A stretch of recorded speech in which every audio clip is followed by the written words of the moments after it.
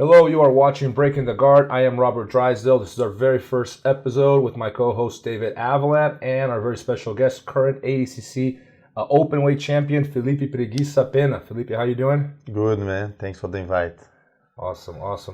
So yeah, me and Dave had the idea about doing this podcast a while ago, right, Dave? And we discussed different topics, different approaches to grappling in general, and we wanted to talk about some of the leading competitors in BJJ.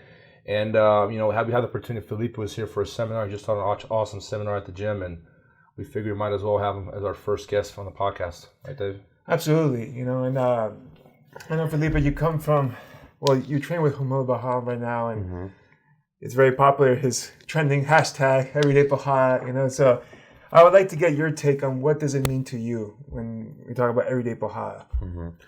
I think it means for me means you overcoming yourself, not only about jiu-jitsu, but everything in life, like Everyday Porrada means you wake up, you go work, you improving little by little every day, step one stairs every day. So for everything in life, you need work hard and overcome yourself for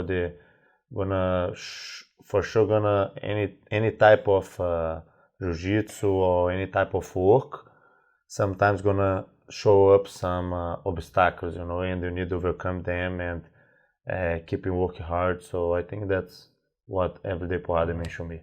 Yeah, what I kind of got from the Everyday Porrada is exactly what you were saying. It's like, put your head down and keep working hard. And it's gonna get hard. You're gonna be tired. Yeah. And you're gonna be killing yourself. But you don't spend time talking about how tired and how much it hurts and how much. You just keep going. You just go back to the gym and you do it again and again. Yeah, and don't give up. Yeah, exactly. It's like this repetitive cycle of porrada. Porrada is a difficult term to translate into English, but it means... I was about to ask you, what's the gringo translation? I'm going to go with porrada. I mean, in the context that they're using, it could be a punch, could be porrada.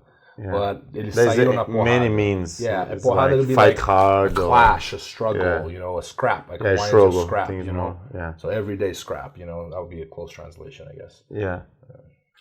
So it's that I think that's why everyone, not only jiu-jitsu, but a lot of people outside jiu-jitsu is buying the shirt and really hug the movement, because they identify with the movement for anything in life, the people they go hard, they run after their dreams and they work hard for it, overcoming yourself every day. So that's what Robert said, put your head down and keep working hard. And who came up with the hashtag? Was that Homo? Was Homo. I think he competes on, I think it was ACB, right? I think he did a super fight to ACB, and someone asked him on the interview, how is your training? What do you do every day? And he said, man, there's no secret, just everyday porrada every day, and people love it, And people, I think, started reposting that, and then he took it out there. Man, that's amazing. That's the spirit. That's probably my favorite thing about martial arts. What I took from it. They always talk about the medals and the accomplishment and the trophy and the belt and all that, but there's so much more important about martial arts. And what I got from it was learning how to overcome and knowing that things are going to be difficult, but if you keep your head down and you keep, one step at a time, you keep moving forward. It's not that you're going to get there. The objective is not even to get to a belt tournament. The objective is to be a better version of yourself every day. Of course. And as long as you keep that mindset, you achieve that. It's your better version of yourself every day. And that doesn't stop and I take the Everyday Porrada, I think it's something that really translates to every aspect of your life, not just sports, not just martial arts or jiu-jitsu for that matter. You keep that grind. And if you watch successful people, they may not use the hashtag Everyday Porrada, but they have that spirit. Yeah, that's the spirit of success is Everyday Porrada. And in the wrestling world, they call it the grind. I think Jordan Burroughs he would put hashtag grind, and he has a video of the grind, but it's a similar concept. It's pretty much the same thing. And when the people, they understand the concept of Everyday Porrada, they hug the movement, because they identify that, improving every day, work hard every day, wake up bed early and go forward to your goals, Absolutely. So I guess following with the Everyday Porrada movement, obviously this is a question that every competitor on the planet has in mind. I get this question. I've gotten this question a million times. I'm sure you have. Dave has too. Where is that line between Everyday Porrada and overtraining to the point where you're actually doing more harm to yourself than you are good, you know, and that there's a very thin line that you guys know what I'm talking about. Yes. It's like, where is it that I'm overdoing it? How do you find that line, you personally?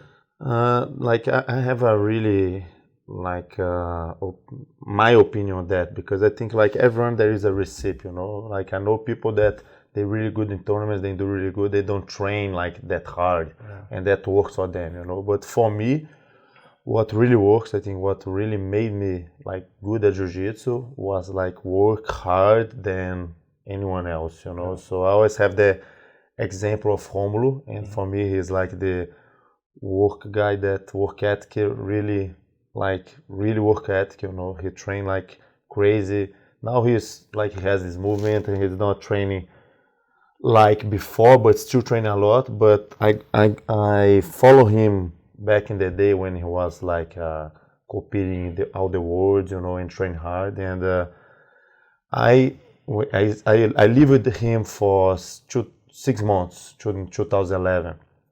So many days I was sick, you know, I was injured, like, and I keep training, you know. I remember like on the worlds, like 2011, I was training like for 6 months, training hard, like putting all my energy that, all my time on that. And then I got hurt like 3 weeks before. I was like training, I just sleep on the mat and my foot pop. And my foot was like huge, you know. And then I start crying, man. I start crying, saying, oh, I can't believe 6 months, you know, the world is in 2 weeks and my foot's like this. And then I stay like 3 weeks without training, you know, and many questions was in my mind, man, 3 weeks without training, how am I gonna do that? Maybe I'm not gonna be prepared, train for that, and I'm 3 weeks without training. Man, don't worry, you already did whatever. Everything you could do it, just rest these 3 weeks, you know, go there and do your best. You're not gonna even feeling your foot. And then I won the worlds, weight and open weight, on purple belt, you know. So I think that's how it works for me, you know. So I always train like really hard, doesn't matter what, like sickness or if I was injury, you know, I keep training. There is like a few injuries like that I actually could not train. But if there is no words, I actually was going training as well. But I just say for the words. But that was work for me. But I think everyone has their own recipe, you know. What are your thoughts? Well, like I used to watch some videos of Romulo training, and it reminded me of like when I was training, like earlier on. It's just like boom, hard wrestling, crazy matches, sweat all over the place, you know. So I feel like that's how I trained when I was younger. Like if I try to train like that now every day, I would fall apart. I think just from age. But I think when you're it's a thing. It's real. But I think when you're young and you have the recovery ability, you have to take advantage of it. You gotta push that envelope a bit so you can get the most out of your body. Yeah, after a while, there you have a lot of experience as well, right? So I think when you're young, you don't have like all this experience, so you can like keep training hard and recover faster. But after a while, you could like compensate that with all the experience you have, you know, because of course your body not gonna take all that training. Yeah, I think you were saying, and I agree, everyone's different. I think you have to find what works for you. There's no recipe. We're not clones. We're all different. Some of us taller, some of us shorter, some of us are mentally tougher than others. Like we all have these differences, and like one difference we have is like recovery rate. I know people that train once a day, and that's enough for them. And I know people that train 3 times a day, and that's what works for them. I always struggle with that because I always wanted to find what that perfect recipe was, and I never really found what that happy, perfect place was. But you know, I do believe that if I could go back, what I would have done different would have been I would have taken recovery a little more seriously. I would have given myself more easier days, like every now and then, like half a day off. I feel like my performance increased when I gave myself a little break. You know, sometimes like that whole thing I did 2-3 times a day, full intensity. Sometimes I think the quality wasn't there. Okay, the intensity, I'm tired all the time, but the quality of the training was losing a little bit. But it's a very thin line to tread. It's not an easy problem to solve. Yeah.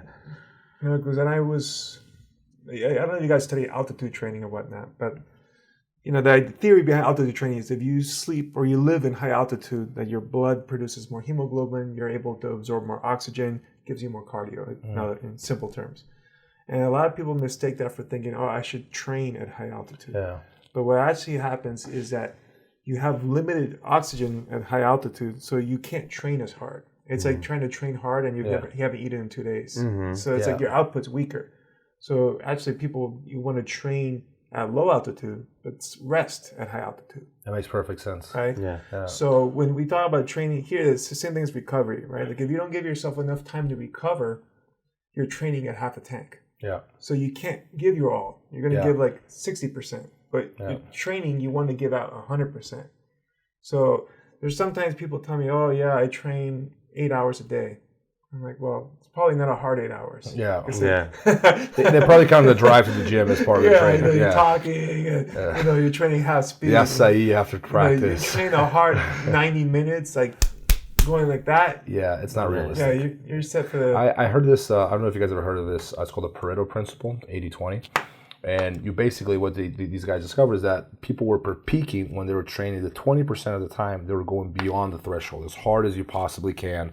I can't walk, right? And then the other 80% of the time, they were training, but they weren't trying to push the threshold. It was more about quality training. So, well, for example, for us, it would be technical training, long rounds, but not pushing your condition to that threshold. Yeah. So you can actually rest, but not push that threshold. And then when the 20% of the time, you're going like, okay, I can't even walk. So you were doing this when you trained, right? And that way they're actually getting more out of people's conditioning because every time you train, you rest, right? And in the 20% you peak, you're actually getting more out of it. And it's a difficult thing to do because in your mind, I feel guilty. If I take a day off, like in my mind, I'm like, oh, I'm out of shape. Sure. I'm going to gas out. It's so hard not to mind fuck yourself. Yeah. But, I think there's some science to that. So, but once again, everyone's different. Yeah, I think and I try tell that to my students, everyone has your own recipe. But in my opinion, for at least like 2 or 3 years of your life of athlete, you need to be crazy of training, you know, at least 2 or 3 years, because like nowadays I don't train like I used to train back in the day, like 2011, 2012, back in the day I was to be a maniac, train the whole year like crazy, no rest, there is no day off. And I think that I had to overcome a lot myself, and I think that was what really make my mentally strong, because I passed through so many difficult situations, and I had 2 options: or I break mentally, or I become like really strong mentally, And I think I become strong mentally because of that time, Absolutely. So I think like for nowadays the level is really high. Like everyone train really hard. Everyone has eat good. Everyone do physical training. So for like you said, everyone has their own recipe. But at least 2 or 3 years of your life of athlete, you need to really put that work and pass through this really like crazy training. Let me ask you this, and I'm sure this is something we've all struggled with. We all get injured. There's no way out. If you're going to go to war, you're going to get injured. People ask me this question. My solution to the problem, I want to hear from you guys, was always, you tape it, you avoid the injury, do what you can do. So if you got a bad knee, try to do something that doesn't bother that knee. You tape it, you protect it as best you can. But you can't stop training every time you get injured, because you will literally not train because you're in pain. You're injured 20, you're 24 hours a day, 12 months a year. There's not a moment where something doesn't hurt, right?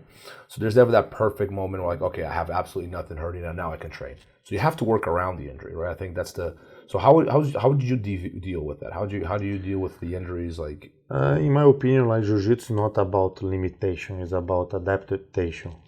So I think like most of the injuries you can still adapt. Work a different game.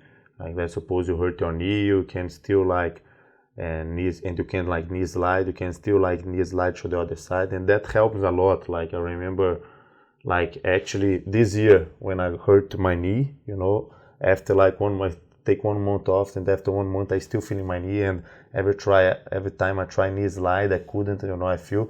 So I start knee slide only with my other knee.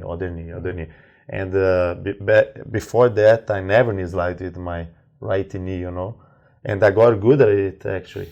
When my knee got better on this, every time like I try pass to this side and everyone defends so good on this side. So because of my injury, I started passing to the other side.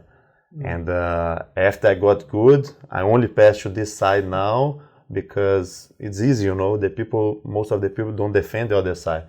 So I think like when you adapt like this, you can like actually improve in other ways, in many other ways. So of course there is some like injuries, like you just got the ACL, surgery. Of course you cannot train, and it will be bad for you if you train, but most of the time you can adapt. And I think how more you got experience, how more you train, how more you spend time on the mats, you start to figure out what is dangerous, what you can do it, what your body can handle, what you're gonna get hurt, what you're not gonna get hurt, Like nowadays it's pretty hard for me to get injured, I get injured like in competition because I don't want that, and I push too hard. But on training, I pretty much, it's hard for me I get like finger injuries, sometimes I hurt my foot, but it's never really serious injury because after a while you know what you can do it, and you learn your body. Yes. Yeah. I agree. And the more experience you become, the less you get injured.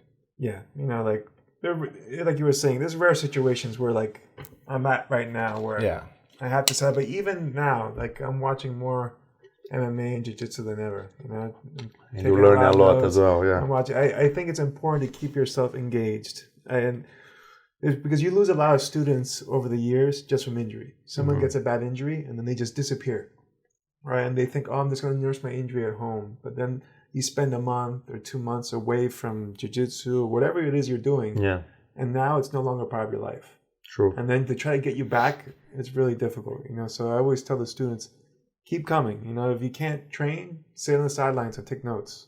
Like just be present because you want to keep yourself engaged. And I think it makes your mind more susceptible to heal faster because there's a purpose. If you just go home and play video games all day, it's like sending a signal to your body. There's not a rush to get better. You're not going to do anything anyway, so let me just camp out here. I agree. Get It's a signal to your body to relax. I recovered off of pushing through injuries, and I strongly believe that I recover faster training than when I do if I just sit on the couch. Doctors probably think I'm crazy. They probably think we're insane if they're listening to this, but actually, I think there's probably some science behind this. It makes sense to me. Well, I have one of my guys, Jason Suarez. He's undefeated MMA fighter, 11-0. But before he even started fighting, he got in a terrible motorcycle accident. He hit a car, cut him off on the highway, braked, poof, flew over the car, rolled. He stood up. He's like, I'm okay. And then passed out. Really? They had to airlift him to the hospital. And they had to open him up because he was bleeding internally. They opened him from here all the way down. Pulled out some organs. He had a spiral fracture of the knee, Achilles tendon tear. Total disaster. And he was lucky he survived the surgery. And they told him, well, and the family was in the room. He had a little thing for air. He couldn't talk. And he's not going to be able to do exercise ever again. He's totally done. He's going to be lucky if he learns how to walk again. And he was there with a little notepad. He's like, and said, Coach, get me a fight in 3 months. I'll be ready. And everybody was really sad because he's like, this kid's delusional. He doesn't understand what has happened to him. But sure enough, after a month, well, first of all, he would wheelchair to the gym. His mom would drive him. He would get in the wheelchair. He would come to the gym and he would watch. And then he would wheelchair and then he would start hitting the bags off the wheelchair. On the crutches, saying, I'm like, Jesus, be careful. If you hit, you miss, you're dead, Yeah. So we had to compromise with him, like, okay, you can lift weights with supervision, super light, Yeah. And eventually he was able to train again. And it wasn't a long time. It was like maybe 2.5 months. And he was already crazy. Be able to train. Yeah. And to the point that we said, okay, my brother and I thought, look, he's never going to be able to compete ever again, but we want him to still be a part of the gym. So we're going to help him out as much as we can. But he would go, and the rule was he wasn't allowed to spar at all. So I'm teaching a class. He comes in, and then he's like, oh, hey, I'm going to spar today. I'm like, no chance. He said, no, your brother told me he was okay. I'm like, he did? He's like, yeah, ask him. I was like, oh, okay. He starts training. And then my brother comes in. Goes, David, what the fuck are you doing? I'm like, oh, he said he let you. He said, no, he lied to you. But that was his spirit. It was unbroken. Yeah. True. And he went out, recovered. Now he's fighting professionally. He's got a very good career ahead of him. Yeah. And when I asked him, like, man, how did you recover so well, right? Because I've had hurt shoulders and I nursed him like a bitch. Like, I'm hurt. And like 8 months hurt. And he was like 3 months near death, and he was back. Yeah. And he's like, well, I told myself that I was going to get back as quickly as I can. I did whatever I could do, and he literally did. Like, he would try to squat, he would do whatever he could, because the theory is that the more blood flow you get through your joints, the quicker it's going to recover. So when you're just sitting like this, there's no blood flow going on. Yeah, true. So no nutrients are going to the places that are hurt. But when you're exercising a little bit, and even now what they told me with the PT, it's like anything below a 3 in pain, from a scale of 1 to 10, push through it. You're okay. If it goes above a 3, stop. Yeah. Right? Yeah.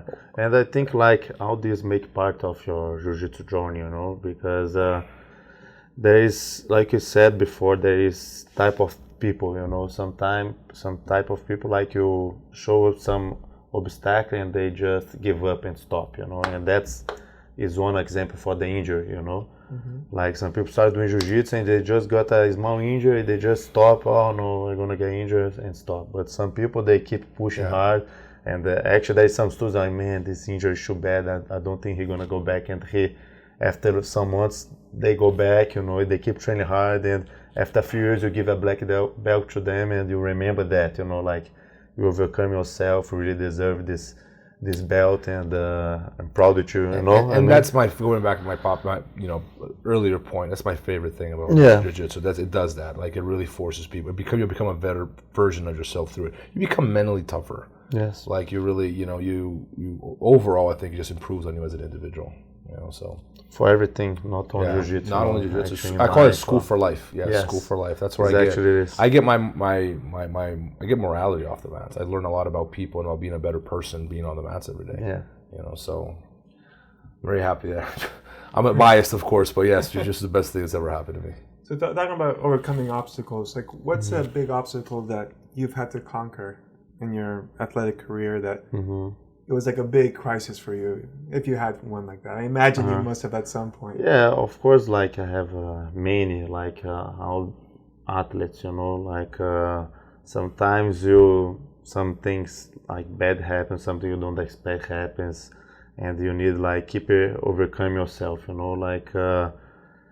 like every sport, jiu-jitsu is not easy, and especially like you be someone in a sport is already hard, right? So it's a lot of sacrifice, like Robert and you, of course, you guys know, but you need like to really overcome yourself, not some case, but every day, like every day something show up in a tournament. Sometimes the guy give you a submission, and if you tap, you lose, but if you don't, you're already winning. Like these words for me was a really overcome tournament for me, because I got injured since the first match, and I had to fight all these beasts injury, and many things passing through my head. Oh man, I'm gonna have to wait 1 year. I don't know if I can do it, and I was able to do it and conquer that, So that is one of the biggest example of overcoming for me, I guess like a question that everyone wants to talk about, so we're just gonna drop it now. So you fought Gordon Ryan twice. You defeated him both times, once by submission.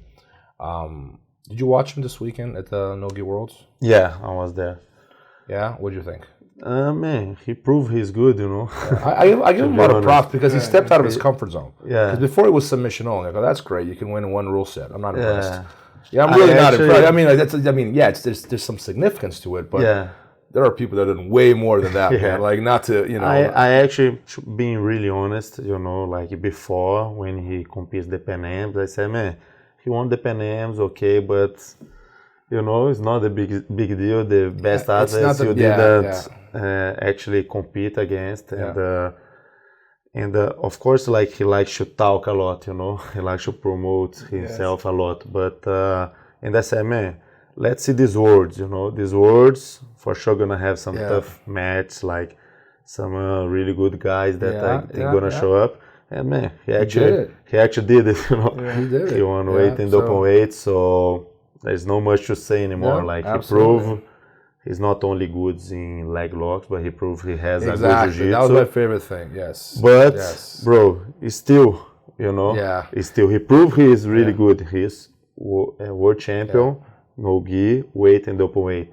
I was able to do that in last time I competed the world, but like he says a lot, like I am the best in the world, like everyone can show up. I have a lot of respect for him. I think he's outstanding. He's the most talented people I've ever seen in jiu-jitsu.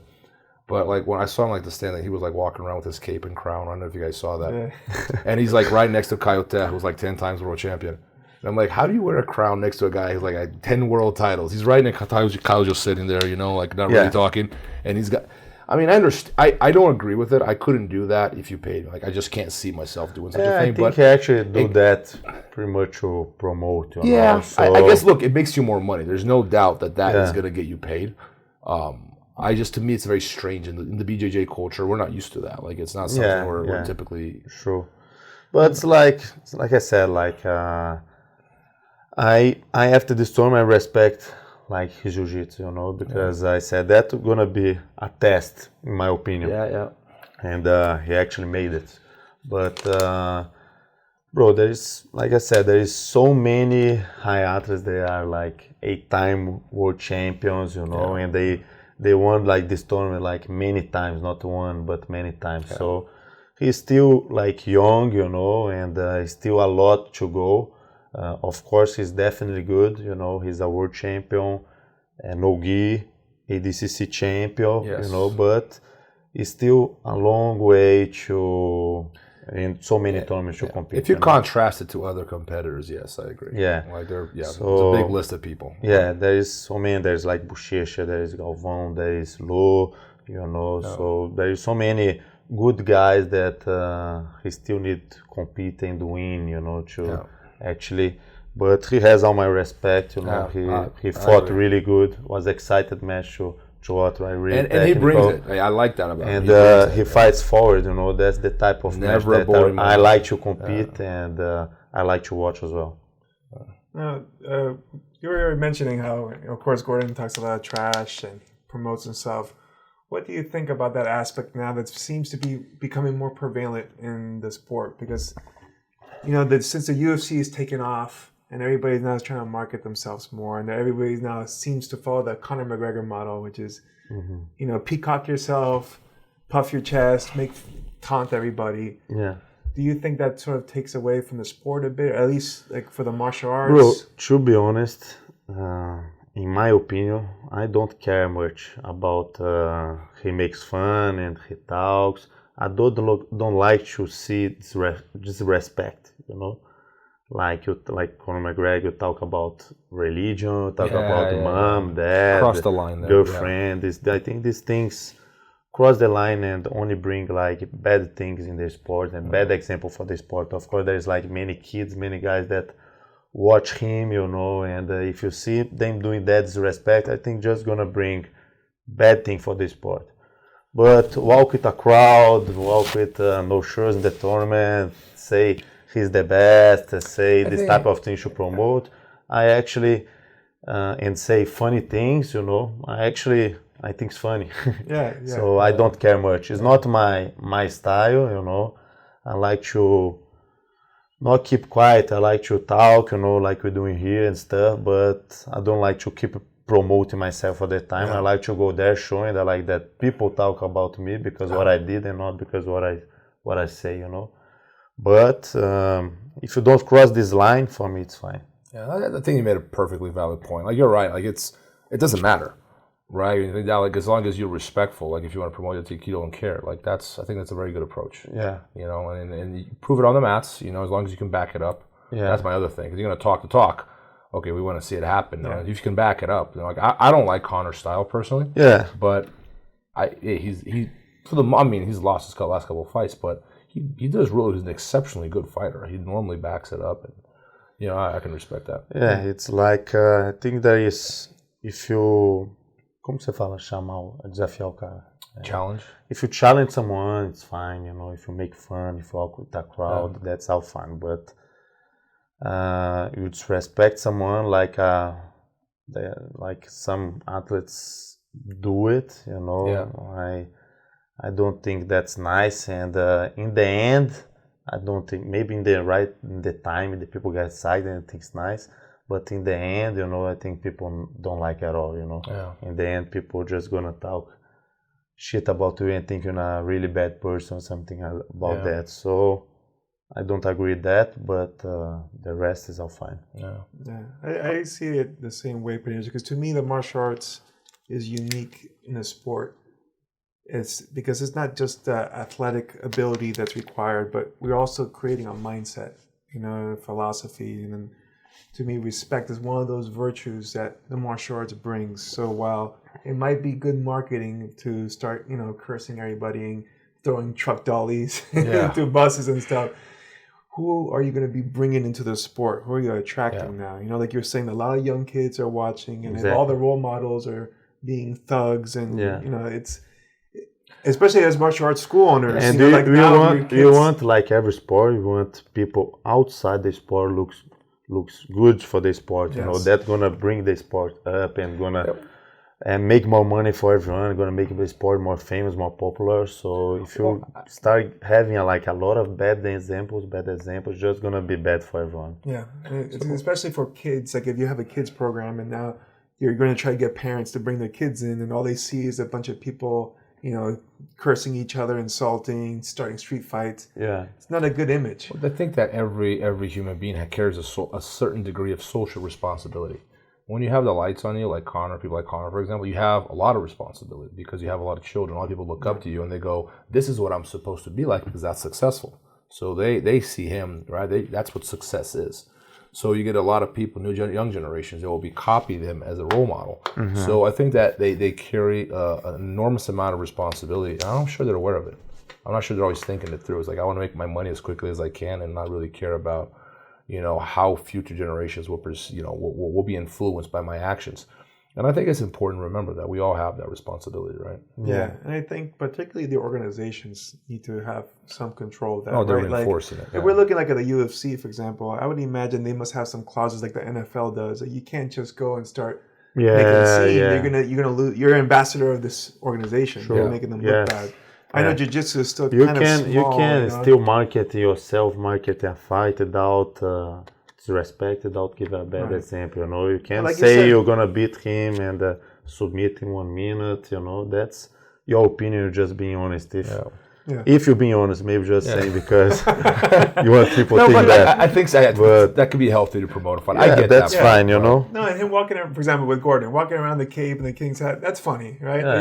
That's his style. He wants to be like that. That's not offending anybody. It's not offending. Certainly. You know, but when he starts, I don't know if he's called anybody out. Nice, cross the line, I like to promote the fight. Say I'm gonna compete. You know, I don't talk much, but I never talk like bad words of the guy. Right. You know, if I don't like him, I just say, man, let's do it. Let's see what's gonna happen there. You know, and I'm gonna be ready, something like that. And I think the fight and the tournaments and stuff is the best way to prove that you're actually good. You know. Yeah. You say, going back to the word, you fought him twice. You did a beautiful transition from when he fishes for that honey hole from the bottom position. And one time I asked you were about to compete at ACB, and I asked you if that was something you had trained for, if you just improvised on the spot. And you actually surprised me because you told me, no, just improvise on the spot.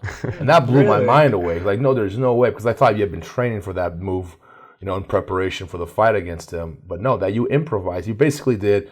Walk us through what you did. But you basically you defend the honey hole and you turn it into a berimbolo and you go straight to the back. Like, I tried to do that at the gym in slow motion. I had a really hard time. I'm not gonna lie. I very difficult sequence. I got the phone and I was showing Ron there. I was like, okay. Very difficult sequence. You did it instinctively, so that's very impressive. Yeah, it's like because, like, man, to be honest, that's very common in my game. Like, every time I compete and people say, man, what is that to do? Man, I have no idea. I have to watch the video. But because I train a lot. True knowledge. That's true knowledge. When you can do something, not even know what you're doing, that's real knowledge right there, man. But it's like I train a lot. I was not used to heel hooks and stuff. I never had a fight like that. So I train a lot of defense of heel hooks, and attack heel hooks, and understand, like the name you said, what's the name? Honeho. I had no idea what is Honeho. You didn't know what it was. For me, I call like heel hook 1, heel hook 2, heel hook 3, heel hook 4. I gave my name for the positions. Like for like here, this heel hook 1, here heel hook 2. Okay. And even now I don't know these names. I can't keep up with the names, but heel hook 1, 2, 3, and 4 is good enough. But I study. I like to study and create techniques. So I study one defense for each heel hook. I study if heel hook 1, I can do this, I can do that, and blah, blah, blah. Heel hook 2, different. I need to do this. And I start training, and I actually get good at heel hooks. Because now I'm training, I do a lot of heel hooks as well, and tap many guys on heel hook. And that's how I got good on defend as well. And about the back take, I do back take since I am white belt. I always feel very easy for me to take the back. So like a lot of times you scramble bottom on top, and I see the back, and I go forward, and I actually get. So on the Gordon Ryan, this technique, I actually didn't drill this technique or anything like that. I drew the defense. So I was defending the right way, I think, and then I saw the back. And then I just went for the back and was able to do it, And for sure I did that many times on training, but it's not the type of technique that I drill, because it depends a lot of your opponent reaction, you know what I mean? Like if someone do a heel hook on you and just do the heel hook like this, maybe not able to take that back. If they turn, and then you turn, and then it's a very complex move that not depends only about you, but depends of your opponent reaction as well. So it's hard to teach that actually. Yeah, and you did it. But I'm gonna teach. There is gonna be a DVD. I'm gonna break down that. Don't miss it. and the second time you did it, it was obviously were you expecting this time and like, okay, this time I'm waiting for him to go for it so I can transition to the exact same move, or was it the same situation as the first time? Because you did it, it was identical. It was the exact same move, the exact same. It was like a replay. Yeah. Was a little difference because I went kind of like for a leg drag, and then I was able to get the back, but it was pretty similar. But it was same thing, like I don't go in a fight thinking in one position, I was confident in defend the heel hooks, defend the leg attacks. It's actually pretty hard to tap me on that. But so I went, but I like a lot to pass the guard. I like a lot to sweep. I have many submissions on top, bottom, and take the back. So I feel as a complete athlete, and I play my game, I started defend, and then I saw the opportunity again, and I went forward. But I think if it went through from another way, just not take the back, I still could, put my game on and accomplish, the win. Like my first fight against him, I was able to pass his guard like many times, no gi, so I was confident on top and bottom, but I feel the opportunity and I went. So let me ask you this, given that he fishes on one thing that he does exceptionally well, and use it to sweep this time, but he gets into that honey hole position. In this term he was sweeping, he wasn't going for the heel hook, obviously he can't, but he was still using it to sweep. So my question is, I guess walking in there, would you still, I'm assuming you would try to avoid that position because it's such a strong position of his, or you'd be confident enough to get to that position again and attempt to take the back from there again. If I fight him again? Yeah, if you found, would you try to avoid the position? Would you go like, okay, if he gets this honey hole, I'll go to his back again from the exact same position? Yeah, it's hard to avoid like one position from all the fight, Yeah. Like I always try to avoid like my opponent best positions, but like you see in both fights, he got the honey hole, the technique here. Is that heel hook 1, 2, 3, or 4, by the way? I think changed a lot. Was the 1 and 3. But I think it's hard to avoid, and you need be. Of course, you can train to avoid. You can try to avoid on the fight, but you need to be ready if you get there as well. So I think if you fight again, probably you're gonna get there. Yeah. But I'll be ready to defend as well. Awesome. So when you prepare for fights, like, for example, like when you know you were going to fight Gordon the first time around, do you go into camp and like, okay, I'm going to game plan how to fight this guy based on his strengths? Or are you more focused just on what you're going to bring to the table and don't? I know some people tell me they don't game plan; they just improvise everything. And then some Depends a lot of who you fight. You know, like when you have a super fight, you can train for that game. You know, if it's someone like it's really like complete, like there is not like a really strong game, you just need to be ready and do your own game. But like for Gordon, I knew it. He was good in heel hooks and leg attacks, and I was not used to that, so I had to train specifically for that, you know. But still train my game in my strong positions like back takes and sweeps, passing, like my own techniques. But I had to study his own game, you know, in this type of techniques. I was asking that because you were talking about how you can't avoid a certain position. Because some people I know, especially fighters, I don't like them watching too much tape of their opponents because then they become fixated on their opponent's game. And then everything's about not letting their opponent do what they want, but forgetting about bringing their own game to the table. So I always tell people, like, you need awareness of what your opponent brings, but at the end of the day, the focus goes on you. Focus on you. It's a both way. Like I think it's good you know your opponent's best positions and know how to defend and study that, but you can't let your strong game on the side. You know, you need to be focused your own game and train your strong positions and have in mind his strong position as well to defend. But you can't forget your own game and forget your own game. Yeah, so on that note, you have an upcoming fight against Andre Galvao, current ADCC champion. Andre has won like 2 or 3 super fights now.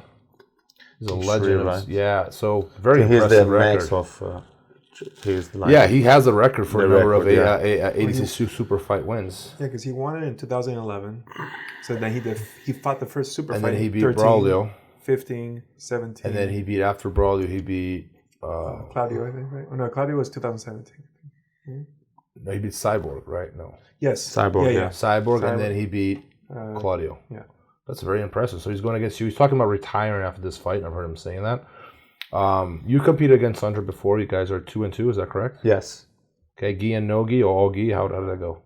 All gi. We never compete no gi. First time. Okay. So what's thoughts about that fight? How do you feel about it? I will be 100% ready, you know. I'm excited for that fight. It's my biggest goal, this and the worlds, you know. And I think it'll be a really exciting match. And I'm really excited and motivated for that, you know. So it should show I want to win that match. Absolutely. I think probably going to be our last match, so it's very important for me. Yeah. Well, Andres has had an impressive run too. I've known Andres since he was a blue belt.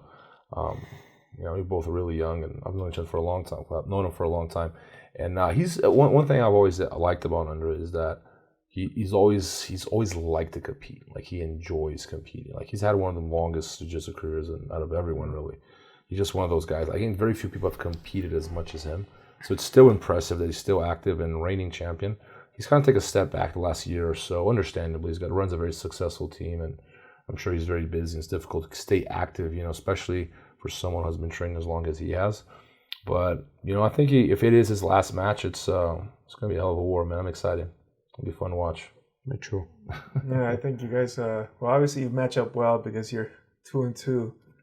But I didn't realize they were both gi, so I guess it'll be interesting to see how his no gi. Yeah, it's a different dynamic. Yeah, he's got a really good wrestling attack. That's been his strong. In recent years, that really has been his biggest improvement. I feel like has been his wrestling game. Because I remember back in the day, it wasn't necessarily good, but over the last few years, it's really gone up a lot. I think that's been where he clearly was supposed to put most of his focus on. Seems like that the way to me. Especially with the way ADCC rules are set up. Yeah, the takedown is key element. You've seen more and more wrestling in ADCC. Would you agree? Yeah, for sure. The rule, who do wrestling and takedowns, take advances on ADCC, so you need to be good at it. What do you guys think of that rule, the no points for turtle position? I always felt that that's like, man, we need those points. Because as a result, it's so difficult to score points. And that's why it goes to overtime all the time. Yeah, which one? If you go to turtle position, no points. Yeah, you have to pin them down practically. You don't get, like in IBJJF, if I sweep you and take your back, in turtle position, that's 2. Right, same thing with the takedown. Yeah, I think it, like you said, it creates more overtimes. And to me, like when a match goes into overtime consistently, it's like a failure of the rule set. Yeah. Right? Like we, we talked about with, like, for example, EBI, how like it's like I think 40 or 35% of the matches go into overtime. That's a terrible stat, you know what I mean? Because that means like they can't finish the matches in the regulation because the way the rules are designed. So I think with ADCC, I've had in 1 year, the year that I competed with you, Rob, in 2007, I fought 4 times and grappled for 70 minutes. So, how was? 70 minutes. 70 minutes. For 4 matches. 4 matches. So my first match was 10 minutes regulation. Second match, I fought Tarsus and went to double overtime. Then my third match, I fought Zanjit and went triple overtime. And then in my 4th match, I fought Robert. But now they changed, right? Now it's only like not one until overtime. The final is just one overtime. Yeah, well, that's what they told me too in the rules. Yeah. I remember, like, I fought. I would like to fight like no time limit, man. Yeah. Like you should be before, I think that would be really nice for my game. If you have the cardio, like it's. I mean, one of those people that can flow for a long time. Yeah, that makes sense. Yeah, and in the end, like there is no referee decision. That's you have to find out. But of course, it's really boring for who's watching. It can be. I remember it reminded me of Gordon and Keenan. It was like, oh my god, like 90 minutes. That was bad. Yeah, I've had a match like that, and I fought Lovato in what was supposed to be ADCC rules Grappler's Quest. It was a 16-man tournament. I had Lovato the first round, and after the 8 minutes, I was winning by advantages. The referee forgot to keep count, so like overtime, and then the overtime again, the advantages were tied. So they said, you know what, sudden death, first person to score points wins. But it was like 12 minutes, and nobody scored a point. It ended up going 58 minutes, and it was just like me trying to pass, Lovato defending. Yeah. But at the end, I scored. They changed the rules. Like, okay, first advantage wins, and I got the first advantage. But it was after 50 minutes. Yeah. And that was the first match. I had to fight Saulo next, and then somebody else. I think no time limit. It's got to be one match. Yeah, true. It'd be a super fight. Yeah, super fight for sure. Well, I mean, this is approaching the end of our podcast here now. I got one more question, because this is something I'm huge on. I know Dave is too. How important is mindset to you versus physical and technical training? I kind of put those two in the same category. I think we put a lot of focus into tactics, the physical aspect, and the technique, and of course that's important. I truly feel that most of it comes to the mindset, and how you feel about competition, how confident you are, and like the accountability you put on yourself when you lose. Like, a lot of people don't do that. They lose and they blame the world for their losses, right? I'm huge on that. So it's your mental approach to grappling. How do you feel about that as far as your mental game? Like, do you feel like you improved over the years, or how important is it to you? In my or in general? In your opinion. In my opinion, the mental game is the most important for the athlete, because I have seen, like, even my students, like many athletes that is way less technical, way less prepared, but they win because they really want it, and they have a heart, and they have the desire, and they don't give up, they tough, and they can beat like really tough guys like that, And I see the opposite as well, like people that are really good in the gym, like really tough, like giving trouble for everyone, really technical, they train a lot, but they get in a tournament and looks like they freeze, I don't know, like and they lose for someone that it's way worse than and them. So I think my mindset, confidence, and you feel happy competing, you enjoy competing, you enjoy the adrenaline, you enjoy face someone. It's like really is the most important thing. And I think I built my mental game on these 3 years that I said, where I really had to train like crazy, train hurt, train it injured, train if I'm sick, doesn't matter what I'm training. And I think that made my mindset like really strong and made like I enjoy training someone that or compete someone that's really tough, Like I actually enjoy like when someone from outside that's really like tough and come to the gym, I stay like the whole night thinking about, oh man, tomorrow I'm gonna train that guy. I hope he comes, he comes, and I get the gym and man, let's go. I get really excited, to test myself and have like this type of training, And like for example, I always train with my students, like we do like the competition training, and always in the end of the competition, like in the end of the week, you are already really tired, and you call someone that is really tough, and they give you a trouble to do something, maybe they score the event or you score a point on you, and you get like really frustrated, not like mad, but you get mad. Yeah, it's good. It's a good mad. And then you call them in the end and say, "Let's go, man." And then you keep rolling until the time finish. And no, man, let's keep going. And then you look to the clock and already roll like 1 hour after train, So I really enjoy that. So what's a typical hard competition session, a hard session at your gym? Walk us through it. I have the competition training every day, like 10:30 a.m. and it's 1 hour and a half of training, and we do like one position in the beginning, and then the rest it's sparring.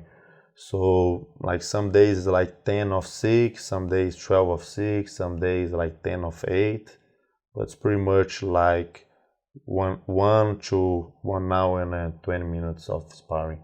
Yeah.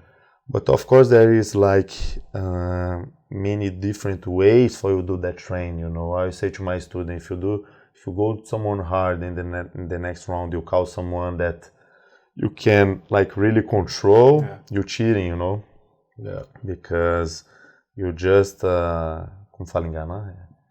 Trick.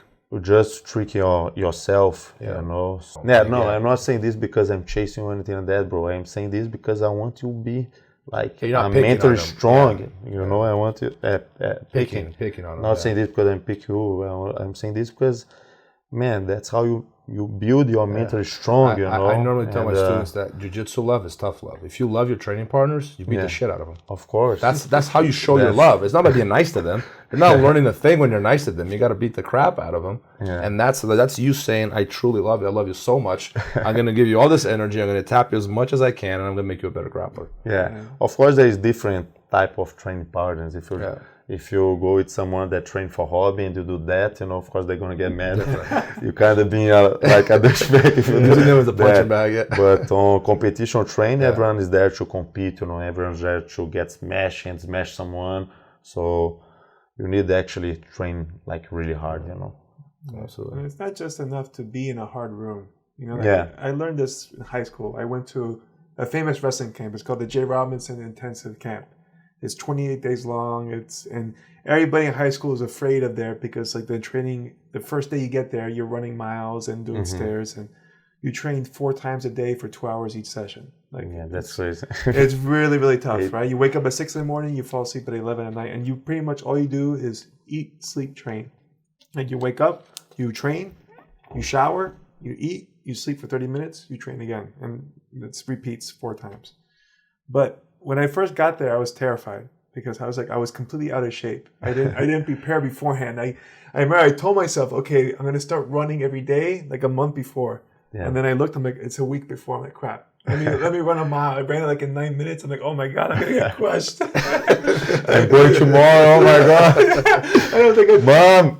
My mom paid all this money because I had to fly to Minnesota. I'm like, oh God, I'm gonna wash out day one. Yeah. Right? But I survived, and then I started doing better and better. But I noticed there were kids that were terrible, and they still survived.